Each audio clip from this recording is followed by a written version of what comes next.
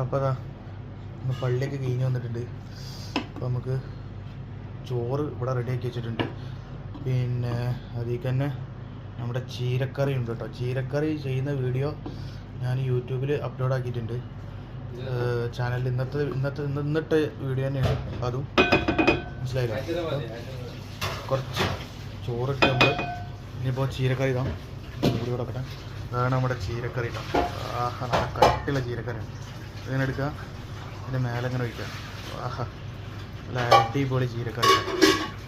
വാ, ഇനി ചീരക്കറിയും ചോറുണ്ടോ, ഒരു രക്ഷയില്ലാത്ത കറിയാണ്. നമ്മളിതൊന്ന് കഴിച്ച് വെക്കണം കേട്ടോ. എടുക്കുക, തിരി എടുക്കുക. കണ്ടില്ലേ, നല്ല ചീര കേട്ടോ, അടിപൊളി സാധനം. Melt in the mouth. ഓ, വായിൽ അരിഞ്ഞു പോകുന്നു കേട്ടോ.